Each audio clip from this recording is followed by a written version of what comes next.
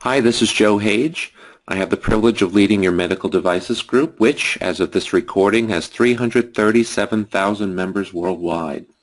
And one of the reasons we've been so successful is we have members like Peter Argondizo in the group who are willing to share their knowledge with the group. Today we're going to be talking about translating medical device documentation. And I have to let you know that Peter was my translator when I was at Cardiac Science a few years back. He won an RFP among 22 vendors, so he's been very carefully vetted even for this webinar, and it's my privilege to introduce you to my friend Peter. Take it away. Have a good show. Thank you, Joe. Thank you very much for inviting me to present, and thank you to everyone for joining us.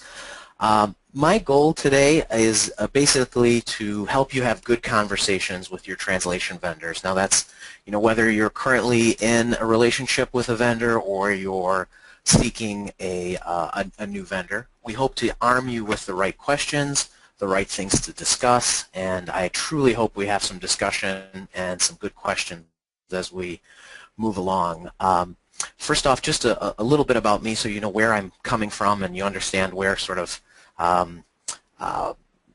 where my body of experience is from. And as Joe mentioned, I'm with Argo Translation. The company was founded 21 years ago now.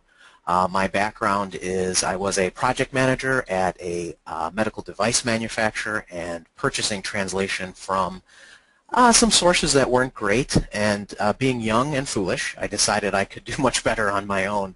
So started Argo Translation, and basically with the idea that I could make things better. In other words, we would be better at meeting deadlines, we'd be better at reporting to clients, and just listening. And that's really been the foundation of the company. And let's get rolling, and if there are any questions, of course, please just put them in the chat box, and as Joe sees fit, he will shoot them out to me. So again, just in quick review, here's what we'd like to cover today. Give you a little bit about how to properly choose a vendor and how to tackle software projects. In other words, what are the questions you should be asking when tackling a project with your vendor related to either software or apps. A way to look at regional considerations. A little bit about how to deal with the proper register of your translations. I know many of you are, not necessarily working with the same type of audience. Those of you that are doing ICFs, you might be working with a different crowd than, say, those that are writing documentation for physicians. So we'll talk a little bit about that. And how to improve your internal review process. I know that since obviously most of you are in a very highly regulated environment, internal review is a must, and a very, very common pain point that we address with our clients. So I thought we'd spend some time on that. And also just to do a quick primer on translation memory. I'm sure most of you understand what it is, but I think if you have a little bit better knowledge about how it works and how that should really be your property, it'll be a valuable discussion for you. So I thought we'd start with a laugh, and the folks from Berlitz did this a few years ago, and I think it's a really clever little piece they did, and here it is. Das hier ist die Main-Sektor. Das hier ist das wichtigste Gerät des Küstenwächters. Das Gerät, das Überlebensradar.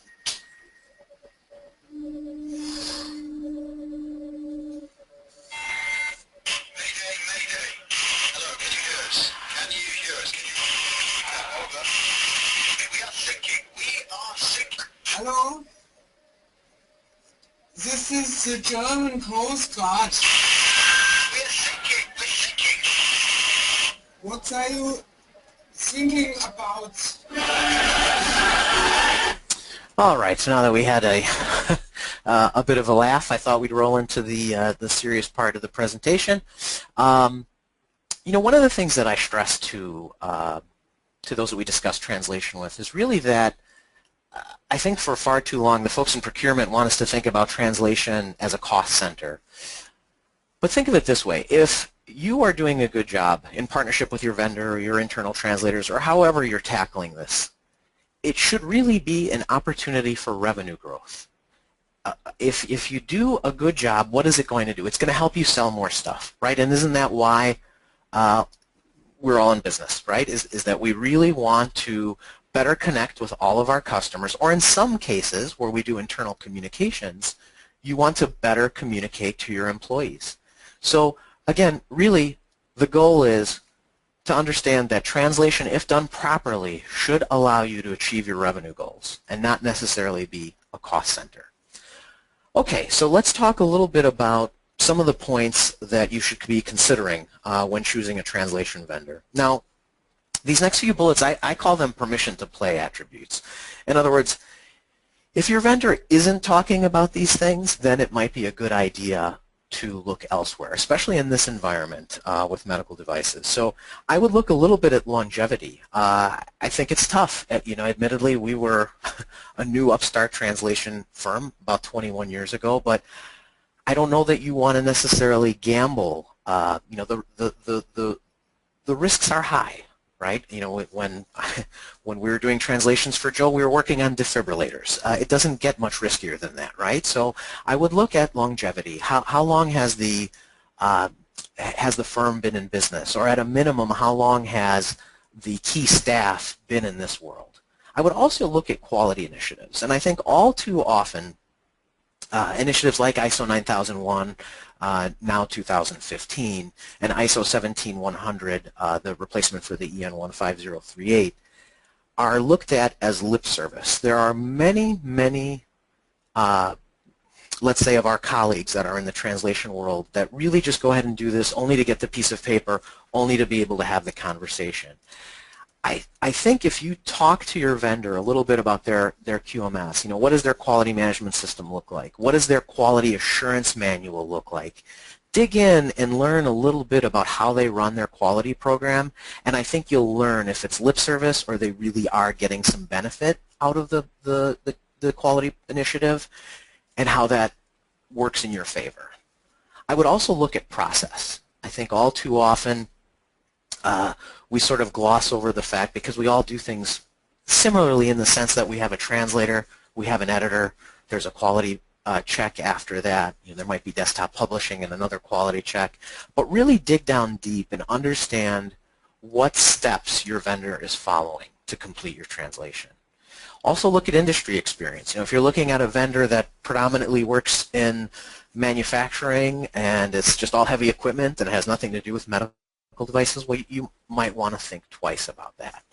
Also look at translation memory management. Make sure, and at this point of the game, I would say most firms are using translation memory, but double check that. Make sure that they're using it. Make sure that any matches or repetitions are used for the benefit of you as the client.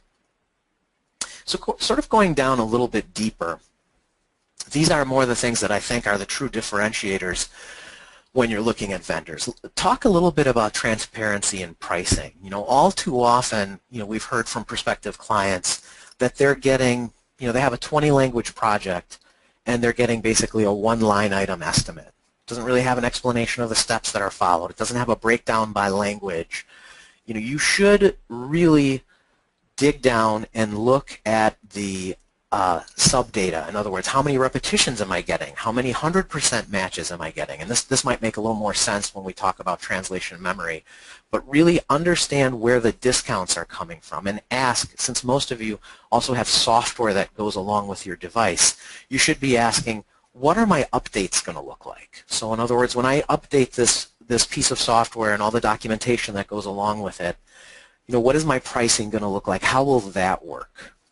And also try to understand if you're getting honeymoon pricing. That's also a very common thing that translation vendors will do, is they'll put in samples with high quality translators and then merely fill in the sort of the B team, let's call them the JV, the junior varsity, and also increase their prices. You want to make sure that, again, if you have full transparency, there's nowhere to hide. So there is no ability to do honeymoon pricing. You would see an effort to increase pricing. And again, if there's transparency in reporting in terms of who's handling your translation, whether it be vendor codes or whatever piece of data you can use to determine that this was my Spanish translator, this was my Spanish editor, that no one's trying to pull a fast one on you. Peter, is there really a way to avoid honeymoon pricing? I mean, That's a great way to get someone to sample you, and then when they feel that, well, of course we're going to use Peter, you know, you have a relationship that you can start taking pricing. Definitely. So if the proposals are done in such a way where you can see the detailed data, you'll get sort of data on the gross cost per word and what the net cost per word is. And that's when you'll truly see if someone's trying to pull a fast one on you. If they're giving you that very vague estimate where they're essentially just giving you one line item and you have no way of determining, gee, what am I paying for the Spanish and what are my discounts for the reps, if that transparency is lacking, it's incredibly easy to use a honeymoon pricing strategy where they can just increase the costs on you. In other words, So what they're doing... Would you advise that? Oh, okay. Michelle is asking the same question I was going to ask you. Is there a standard price per word? Not Like should you have each of the vendors you're considering submit what their price per word is and then choose the cheapest one? You know, I think there's actually, for those of you that registered, I think you received the that RFP form, that sample RFP form, and one of the questions I include in that sample RFP form is to ask your prospective vendors to give you pricing on a project with X amount of words, X amount of repetitions, X amount of 100% matches, X amount of fuzzy matches. I think the better question is to take a couple sample projects and give those to your vendors and say, show me pricing on this. And that's where you fully understand. Because I think also when we're trying to communicate to procurement and to our managers, price per word is such a nebulous thing that it doesn't mean a whole lot.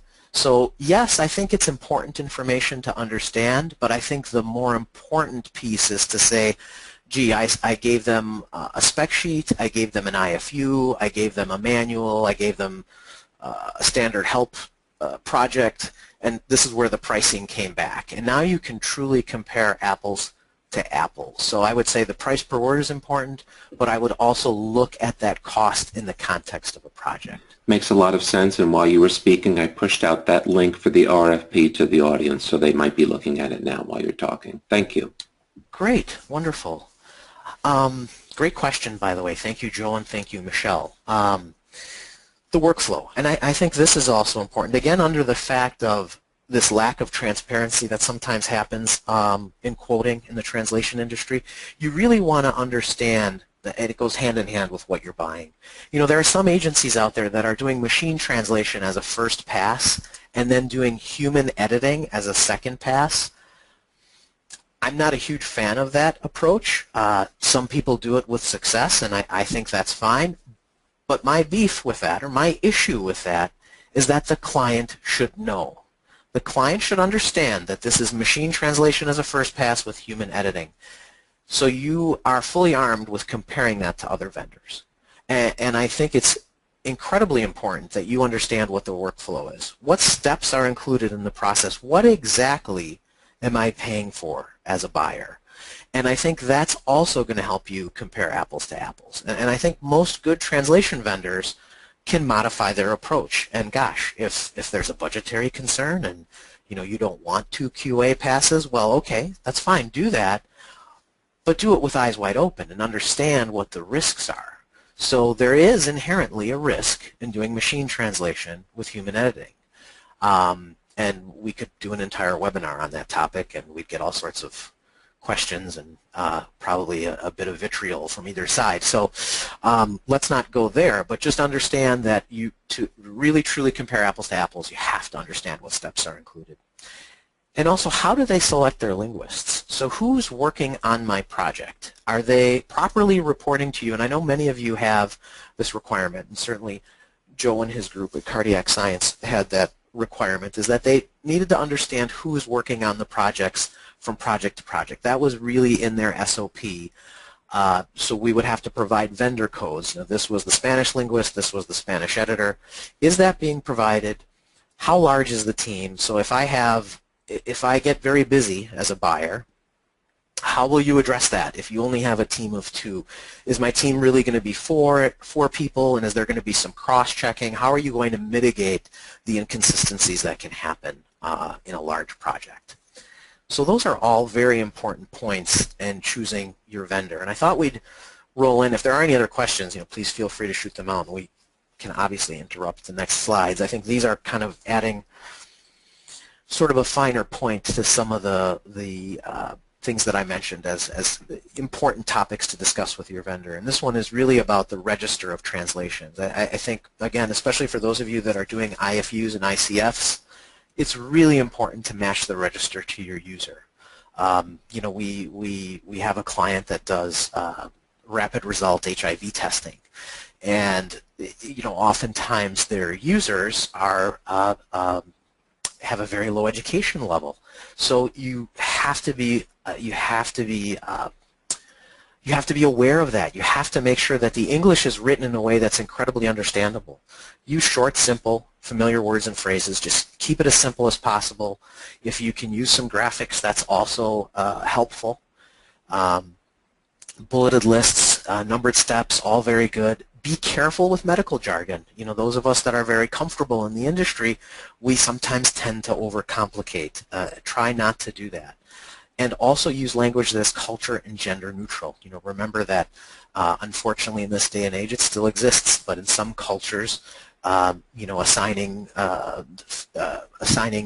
gender is not necessarily can be a negative thing. Let's just say that. Use simple, active voice and present tense sentences, and stick to it. And again, whatever strategy you choose here, also stick to it. Saying that the imperative mode is good. Start your sentences that way and use an action verb.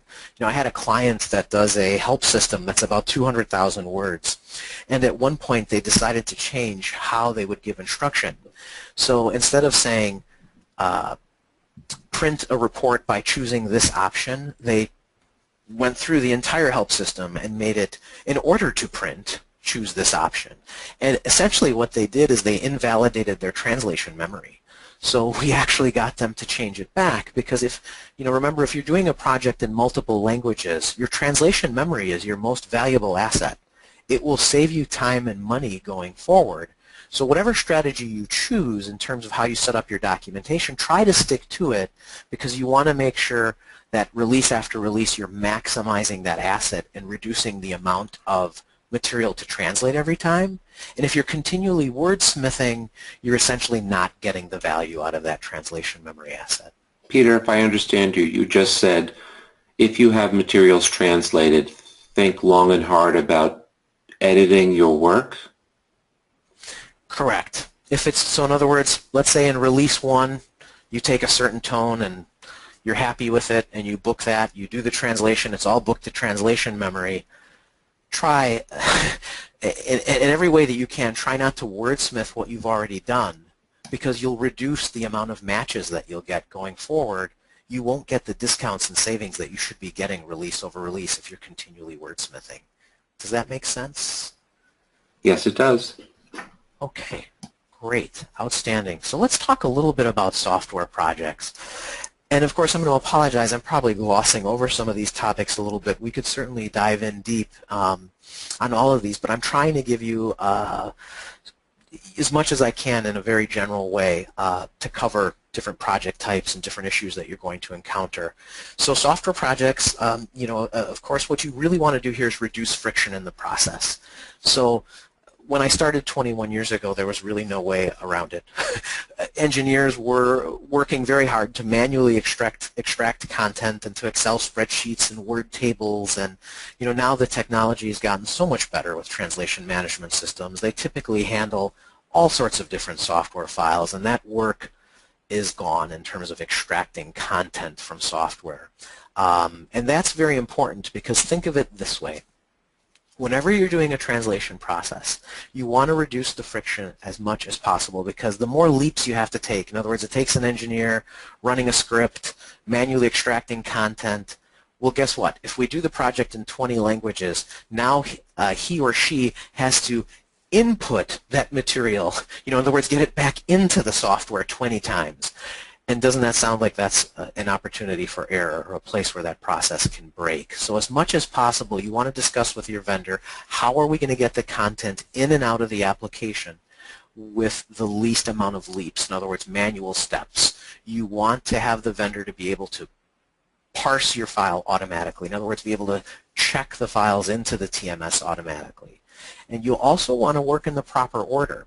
What's very important, and something that we stress, is that it's annoying to the user that when you look at a command that says, gee, in order for us to print this report, look for the print option. And when you look on screen, there is no such thing as print option or print. It's called something completely different. That's annoying to the user, and we want to make sure that if we're translating the documentation, let's provide those software lists to the vendors so they can properly reference the software in documentation. Let's not aggravate our users. Important point is to remember that if we're aggravating our users in English and we publish in 20 languages, now we're aggravating 20 more groups of people. So any problems you have in translation, you're always multiplying it by the number of languages. You also want to look at text expansion and understand some testing. And some of the things that we like to propose for our clients is that, especially if you're going into a language like German that uses compound nouns and sees up to 40% expansion, is there a way we can run a test? In other words, let's take the first build of the software, propagate, we can propagate some dummy translation with an expansion factor in the character set, and let's see how it breaks. How many strings do we create overwrites or areas where the screens look cramped? Let's do some of that in advance, address some of that, possibly make some changes to English UI to make the back end that much smoother. And of course, mobile applications are all the rage. Many of our clients are doing apps, either iOS or Android based, and just know that those are basically XML and certainly easily handled by most translation management systems these days. So let's talk a little bit about regional considerations. Sometimes when we're writing in a source language, we're overly influenced. In other words, we don't think of things about units of measure, or are we including toll-free numbers, and how is our user in Europe going to deal with that toll-free number? Are we perhaps including numbers for international offices? How are we addressing that? Also, we'll often make references to authorities, like in case of an emergency, dial 911. We'll just know that in translation, we're going to have to modify that content. Talking about different government institutions like TSA, FAA, FDA, HIPAA, these are all things that we take those for granted. We know what those are. But in translation, those will have to be adjusted. And in our world as well, health insurance and Medicare, those are completely foreign topics to people outside of the U.S. So just know that those are things that will have to be discussed, and there will have to be a strategy on how to handle them in translation. So the arch nemesis of most translation processes, the internal review. I can't stress enough that it's really important how you choose your reviewer. The reviewer should really have similar credentials to the author. They should understand the content at the same level.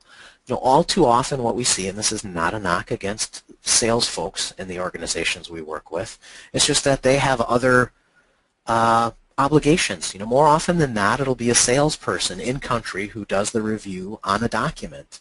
And they're often doing it on a train in transit without the benefit of a tool or Acrobat and the ability to mark something up properly. So we're really putting ourselves in a situation not to succeed. So I would say make sure to choose your reviewer wisely. Make sure that they have the proper amount of time to handle the review. Let them know what the mission of the review is. Is it really to go in and localize the content so it's more appropriate for that market, or is it really just to sort of rubber stamp it? What is it that you're looking for? I think it's important to say that you really want them to stick to important things like terminology. They have some subject matter expertise. They're out in the field selling these devices. They understand the language that's happening on the ground, and that's fine. That's kind of what they should stick to. All too often we see a lot of stylistic changes. We'll get markups back that completely change the English. And from a regulatory viewpoint, that just isn't permitted. It really shouldn't happen. As your translation vendor, they need to advocate for you as the author of the content to say, my goodness, they just completely eliminated a paragraph. And have to have an open line of communication with you to communicate, to basically tell you about the types of changes. And Peter, we never had that happen, did we? no, you were pretty good at it. Actually, I'm joking. Remember Tom in France? Oh, yes. Yes, and you know what? And that's something to think about as well. In other words, if you're in a 20-language environment and 19 of them come back perfect or with little changes, but then one comes back and it's completely imploded, really understand that you have to... Like there are two words for defibrillator, this one or that one, and we chose this one, and he says, no, it's that one. How do you break that impasse? At a certain point, you basically discuss what what the reasoning was and behind the choice that you made, and if the person in the field wants to go with that term and it's not offensive or it's really just a synonym, we typically will go with that. But the important part about that is, that's a great question, Joe, because the important part about that is you want to make sure that the translation vendor is handling that change properly. And what should really happen is, that's a big change, right? The main product is a defibrillator, and if you're changing the term you're using for it, you have to make sure, to make that change across the board. Make it in any term base, make it in the translation memory, make sure it's implemented in the project you're actually working on, make sure it's communicated to the whole team of translators, and most importantly, make sure it's communicated on the side of the client. Because also what happens is, Headquarters doesn't agree. Exactly. Or a different salesperson reviews the marketing documentation versus the technical documentation, and the marketing individual says, why in God's name would we use that word for defibrillator? Oh my gosh, we just spent 2 hours changing it across the board, and now you have an internal fight. So you have to make sure that there's... Interesting. So you're saying if the guy who's reviewing marketing copy is not the same guy reviewing IFUs and documentation, you're going to have an inconsistency, and that's not good. Exactly. So some of the ways that we mitigate that, and I think this is an important point, is if you're just starting up with a vendor, if you don't have a glossary, ask if they can help you create one. So important terms like defibrillator should definitely be in that glossary. I mean, that's one of the main products you make. It should be there, and it's easily achieved. There's some tools where you can, import a huge body of content and look at saturation. Like, defibrillator is used, 1,000 times in your documentation. That's an important term. Get that translated. Have that approved by whoever you believe are going to be the subject matter experts or reviewers. And if you can get agreement on terminology, things will go incredibly smoothly the rest of the way, because that's usually where the issues are, terminology. I mean, this day and age, you're going to choose a vendor who's probably pretty darn good. They're going to do pretty decent translations. The differences might come in terms of terminology. I'm going to put myself back on mute because the questions are piling up, and I know you have a few more slides. Great. Sounds good. Okay. And the process should definitely add value. You should understand that the internal review process should hopefully result in a better document, in a better strategy for translation going forward. If it gets ugly, if it starts to detract, something needs to change, and that's where you need to call a meeting between the reviewers and the project manager and just understand, gee, how do we get on the same page? And I think it's also very important to plan how the changes are going to be implemented into the translation memory and the final documents. How is the vendor going to handle? I talked briefly about the steps that should be carried out in terms of changing glossaries, changing translation memory, changing the final documents. Are you going to go backward? If a very important step has occurred, will you actually go backward and make changes in documents that have already been released? That's definitely something to talk about.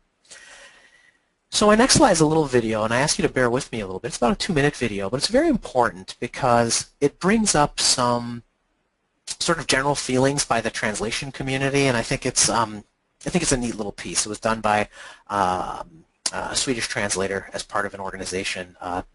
Have a look. Peter, maybe do the first 30 seconds and the last 30 seconds. Oh, okay. Sounds fine. And we can put a link out. I can provide it to you, Joe, and we can, if people want to see it in its entirety. Translators are a waste of space, if you ask me. Linguistic morons who think it's only a way to enchant readers who find, against all odds, translated literature interesting. But these are rare individuals who make praise cheap. I really don't give a hoot. Translators are boring. At book launches, the rewards are minuscule, talking to some of them. Even when discouraged, translators don't seem to think about anything but language, and they always ask irrelevant questions. Some of them ask for jobs. It's quite unbelievable what quality published... Okay, so the trick with this is it actually goes all the way through, and then what's really cool is he reads it backwards and it actually flips the meaning of the piece. So here we go. Well, to reverse this way of thinking, we really need to have happy translators in this world. They toil mainly for themselves alone, but they enrich hundreds of thousands. Most translators make really difficult problems seem easy peasy. They're experts at making almost incomprehensible phrases into idioms I'm actually familiar with. One translator changed Japanese sake for Christ's holy wine. It's not exactly an everyday task. It's no ordinary thing, I say. They want payment for an honor. Okay, so we can provide the link later. It's really a neat piece, and I think really, for me, one of the main points when I saw this video, and in working very closely with translators so many years, it's not exactly a sexy job. Typically they're freelance translators. They're working from home. They don't get a lot of interaction, and they struggle for context. They struggle when they have questions and they're not properly addressed. One of my main points is appreciate that engine. Appreciate the folks that are doing the heavy lifting. And when they ask questions, and they may seem very obvious, like, oh my goodness, why are they asking this question? There's usually a reason.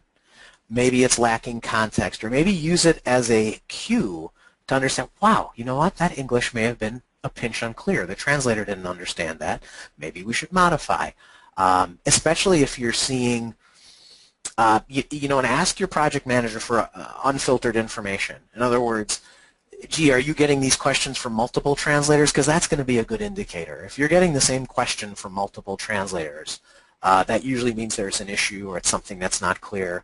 Also, I would suggest, as a common practice here, oftentimes you'll do a release. So maybe, when Joe was doing something, he might go into a market. It'll be these 3 countries now, and we're going to do the next 3 countries next quarter.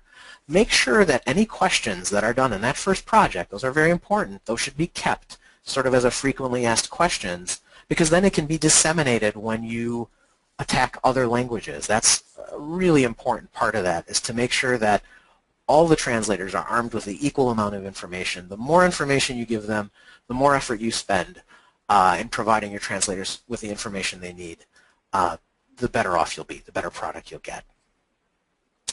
Briefly, just to talk a little bit about where the translation industry is today. Obviously, I used this image for yesterday, and it really was this. I have to say that the amount of change that I've seen in 21 years has been incredible. I mean, when we first started, email didn't really exist. People were using bulletin boards. The FedEx, when I say bulletin boards, anyone who's younger won't understand what that was. It's basically sort of an online place where you post files. The FedEx person was in our office 3 times a day. I don't ever see the FedEx person anymore, right? Ideas like FTP and high-speed internet, those didn't exist. Instead, we had zip disks and SciQuest cartridges and FedEx. This is how we did things. Now we can distribute a manual incredibly quickly with uploading it to something like Box or ShareFile or one of these tools. I mean, gosh, you have to think Windows wasn't really here. We were using DOS 3.1. We were connecting computers. I'd connect to a client's computer, modem to modem, and we transfer something at 9600 baud. So you look at where we are today. Today we are driven by technology, and I think the key is to use the proper technology, use it in the right way so it best helps your effort in translation. And there are pitfalls, right? We talked a little bit about machine translation. And there's good sides and bad sides in terms of how that's used. There's good strategy and poor strategy. But now we talk about content management system linking. We have clients that have a content management system. It's directly linked to our TMS, our translation management system, and if they publish a change, we get that change in real time. That's huge. I couldn't even have imagined that 21 years ago. We have automated workflows. We have this robust translation memory technology, able to handle help systems. These are things that we just couldn't imagine we could do. Where do we see the future? I think it's important to keep an eye on machine translation, understand how it works, how it can help you. We have some clients that will do competitive intelligence, and they have a manual that's in a different language, and they want to understand what is it that this competitor is doing. That's a great candidate for machine translation. You're getting a gist of the translation. That's a good strategy. Understand how your vendor uses the translation management systems. Have you looked at content management systems? We have a lot of clients that have gone from tools like FrameMaker into full-fledged content management systems. So in other words, you have a standard warning that you're writing multiple times. Why not only update it once, but push it out to those different manuals or documents that are affected by that warning? Write once, publish many, right? That's the idea. And of course, the advent of these systems have brought on many changes for technical writers. I have to be comfortable in XML. That's sort of where things are going. We talk about regular expressions on our side. I mean, sometimes we get non-standard content, and we have to understand how do we parse out these codes, and how do we make sure those are locked in place. Page production has changed dramatically. I mean, we used to have to rely a lot on page production. Every job had desktop publishing involved. Now that's not as much the case, especially since we're more in an XML environment. And programming, my goodness, we do a lot of our own internal programming just to deal with the different file types we see. The use of cloud applications, we have systems that we use to check in clients' projects. They have 6 divisions, and they need to track the expenses. How do we do that? How do we do that intelligently? How do we make sure that approvers are understanding projects are in production? So we've come a long way in 21 years, but for me the main focus on that is reducing friction in the process. Nobody benefits from one of our project managers spending an hour and a half preparing a quotation. No one benefits from our project manager. It takes them 4 hours to compile a glossary. Instead, we do the work to reduce those administrative tasks and focus on the important things. And I think that's an important thing to do on your side when you're handling translation, is how do I reduce the friction in the process, and how do I talk to my vendor to make sure that we're on the same page? How do we reduce the work?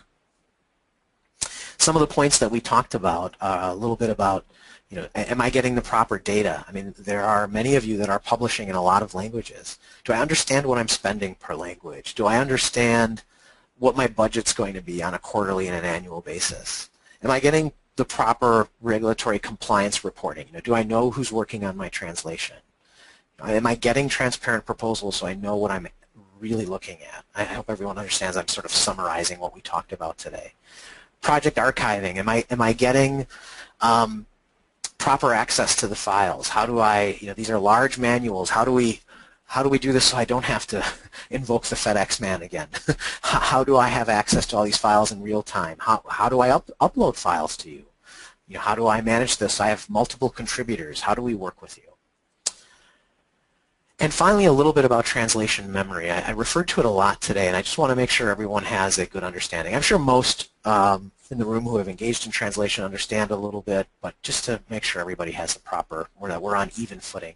Translation memory is basically a smart database. It sits alongside the translator, and whenever they're doing work, it commits the work to this database, sentence by sentence. And the reason we do that is because obviously, since we're working on software, we're working on manuals, IFUs, ICFs, as you know, the material repeats itself. So how do we make sure that we translate once, we commit it to memory, we don't touch it again, so that we can save money on updates, the material is going to be more consistent, we properly capture review changes, and that we save time? It's understandable that when you do the first version of a document that it's going to cost you a fair amount because there's no memory there. Maybe there's only repetitions. But when you do an update and only 10% of it has changed, it should really track that. It should be about a 10% cost. And know this, that translation memory should be your property. You should ask for it. You should make sure you cover it. Can I have it quarterly? Can I have it annually? Cover how you're going to get that memory. And the reason that's very important is because if something happens with your vendor, either they don't work in your area anymore, they go out of business, they merge with someone else, you don't like the new project manager, it could be one of 1,000 things, that you have the flexibility to move to another vendor. So you should get that memory periodically. I've pretty much covered all the material that I had. I was really hoping we could have some questions, and I understand Joe had mentioned there were. We Great, do. And I have to tell you that, I mean, I've always enjoyed you personally, but you have a very easy to follow presentation style, very casual, and I've never seen it where every single person who signed on to a webinar stayed until the end. No one has left this room. So congratulations to you. Thank you, Joe. I hope it was useful for everyone. Joanna asks, who are the best people in a medical device organization to go out into the market and seek translation vendors? And I'll answer first that at our place, Paul Barker was our senior engineering manager, and he did an RFP that included 22 vendors. So for Peter to win that was quite Herculean, I think. But Peter, do you find that engineering managers are the best place to start? You know, I think that's definitely a good place to start. I really believe, and I know there's probably procurement people everywhere who are going to cringe when I say this, but I think procurement people are very important to the process, but I really do think that the key champions should be those that are going to work with the vendor. After all, you know, Joe, if I didn't get along with you or didn't get along with Paul, I mean, how would that work? If we couldn't have a good working relationship in the RFP process, you know, how is that going to look going forward? I think all too often, you know, we're relegated to a procurement office somewhere abroad. They don't really understand translation. They don't really understand how it's going to be used. So I just really don't think that's the best approach. I really think those that use the service are best suited to engaging. Bring the procurement person in at the end and negotiate price, and that's fine. That all makes sense. But choose the vendor that you want first and then worry about the price later is what I would say. And I think any reasonable vendor would certainly work with, you know, would work with the company on figuring out how to match budgets. Okay. So how important is it that someone is trained in medical translation? Blair is asking, how do we know we have a linguist trained in medical translation working on our project? Is a word? I mean, does it matter? It does. You know, it does matter. And you know, just speaking very, very honestly, you know, it's going to be tough. It's not like you're going to get someone who said, gee, I've translated documentation for defibrillators all my life. You know, that's not necessarily how it's going to be. But there are translators that specialize in medical devices. And I can tell you a little bit about how we recruit, and maybe that helps. You know, we look for experience. We look for translators that have been in the field for at least 10 years. And this is specific to how we do it for medical devices. The risks are far too high to give it to someone who, you know, hasn't been doing the work. And then we actually do samples. We get sample translations, and we have our trusted vendors that have been with us a long time review them and grade them. And we actually do that with clients too. I mean, I think the best bet is, again, to really put in the team that you want. So I know what we typically do with our medical device clients is we'll submit a couple samples, and that actually was something we did with cardiac science, and we get sign-off from the subject matter experts to make sure that they like the translators. You know, we might submit 4 samples, and they'll say, gee, this is my lead, you know, this is number 2, this is number 3, and number 4 we don't really want on the team. So those are some strategies that we use. I also look for education in the sciences. You know, we'll look at, you know, maybe the person has a degree in biology or a degree in botany, or, you know, at least so they're somewhat familiar with the sciences, so they're at least familiar with how to research, familiar with how to work on content that can be sometimes difficult. Peter, you do more than medical, though, right? Oh gosh, yeah. Yeah, we work in manufacturing, and we have similar approaches, a little bit tailored to each industry, but because I came from a medical device company, that seems to be where we're strongest. Mm-hmm. Okay. So Melanie asks a related question. As a translation agency, how do you value credentials such as ATA certification in your translators? We do value that. You know, the ATA does a phenomenal job with continuing education, doing a test that's basically graded by a group of peers. Of course, there's not ATA accreditation in every language, but that makes it easier for us to recruit. We certainly look for ATA accreditation as one of the items on our checklist when we're recruiting. Great question. I have to tell you that my friend Debbie Black is calling in from Australia, and she wrote, "Hey Joe, enjoying the presentation, worth getting up at 2 a.m." So I don't think there's higher praise than that. Hi, Debbie. Well, that's wonderful. Thank you, Debbie. Jack asks, do you recommend that life science companies license out string management software for translations, or having translation companies manage that for a fee? I don't know what string management software is. So he's probably talking about, there's different software suites out there like Pasolo. RC WinTrans is the one that we use a lot, and then of course we do use WordBee, which is our main translation management system for a lot of file types. I think it depends what level of control. So there's a few software companies that we work with that use a tool like RC WinTrans, and they essentially prep their own projects and submit strings. And then what we do is we do a differential. You know, in other words, we did version 1, now here comes version 2. They've set up the project. It already propagated the strings from version 1. I guess it really depends. We have another client that they also like us to use RC WinTrans, but they allow us to run the process, and we actually have to submit the files from RC WinTrans as part of source control. So I think it's a little bit of a difficult question without knowing all the details, Okay. but I would say that's a good conversation to have with your vendor and figure out what works best for you. Nure asks, is there a standard or a typical price for screenshots? For projects I typically work on, the timelines are crunched, so we don't always have time to take localized screenshots in-house, and we'll have our vendor take them. I've seen pricing between $5 and $10 a screenshot. That's pretty standard pricing. Essentially, the reason why you'll see that fluctuation is because, think of it this way. So you're asking someone who's outside of your organization to navigate a piece of software that they're only vaguely familiar with, and they have to make sure to go and get all the proper screenshots. So that's why you might see that vacillation. I've seen people do really good scripts, so in other words, they can hand it to anyone and say, here's your script, in other words, here's your directions to get to all the screens.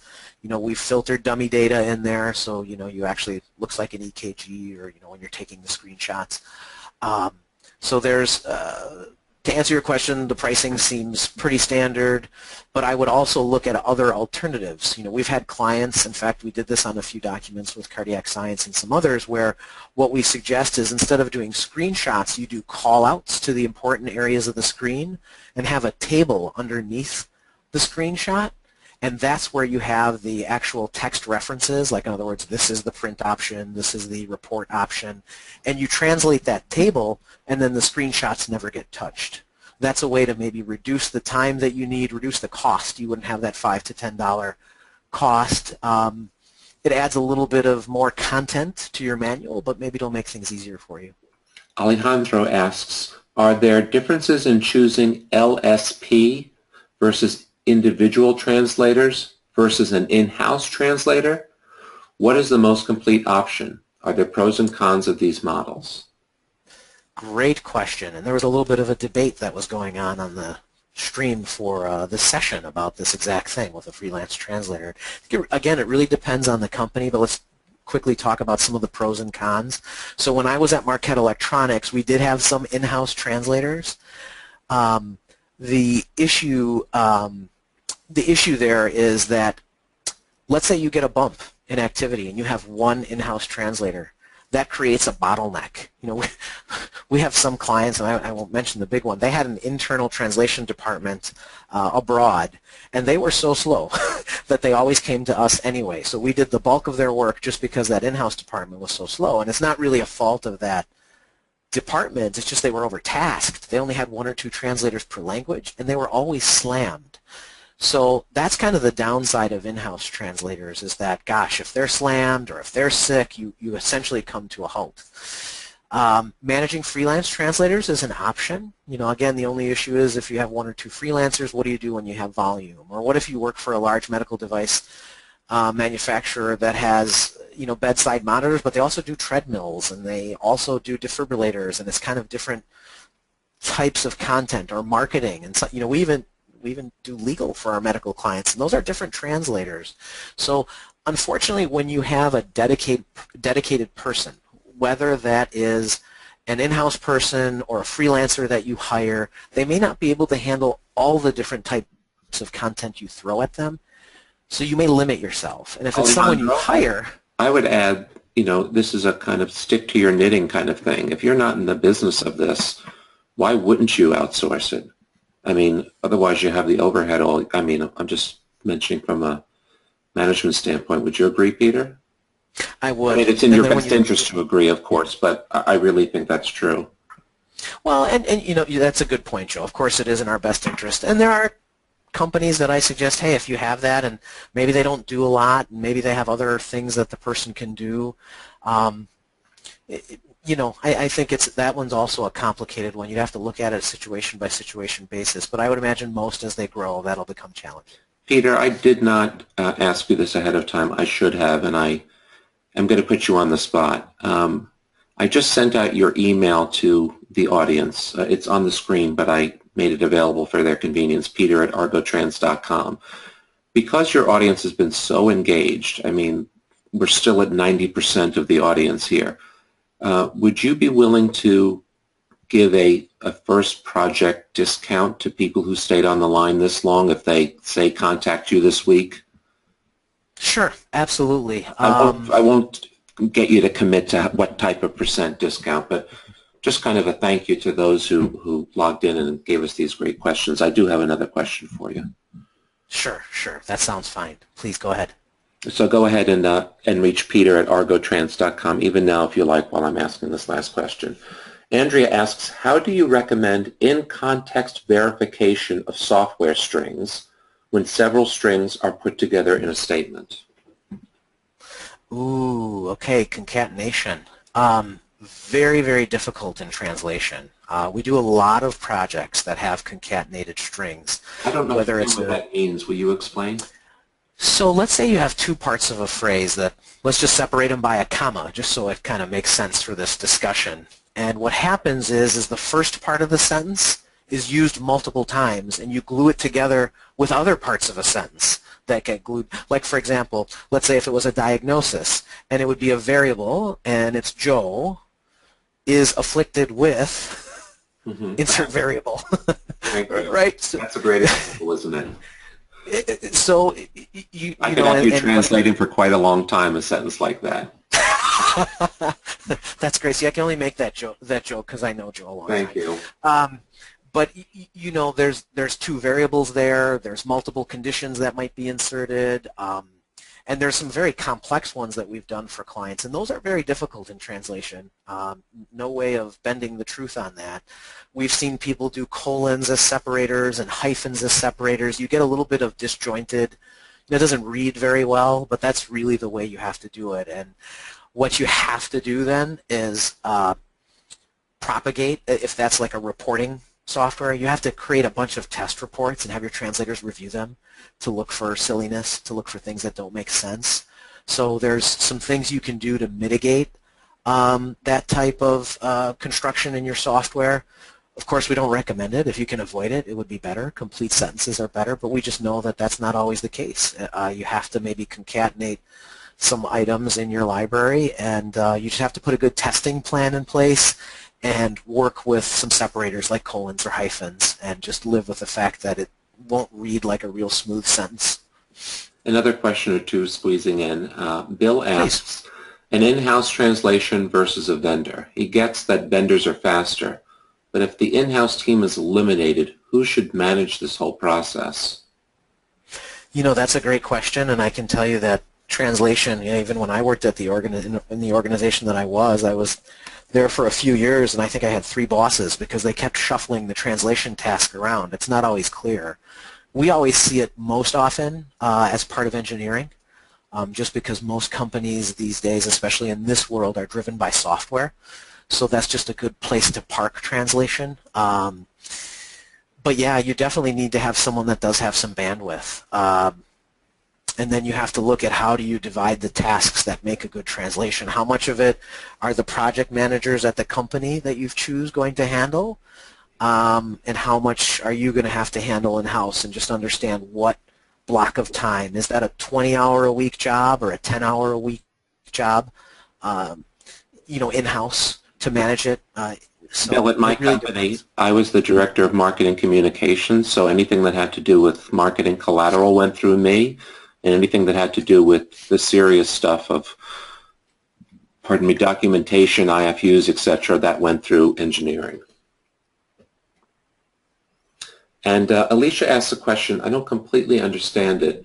She said, would you recommend companies provide access to their webinars or trainings to translators? I don't know if that's directed at me or at you.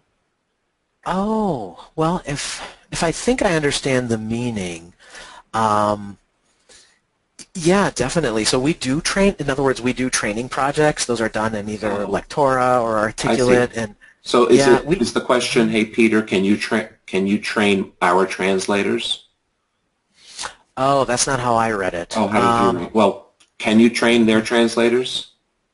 We've had to do some work like that, where it might be a 10-language environment, but they have 2 languages covered, and we have a process where Jack offers this explanation. Jack thinks maybe she means that the client does a training, right? Okay, and Alicia's confirming what Jack said.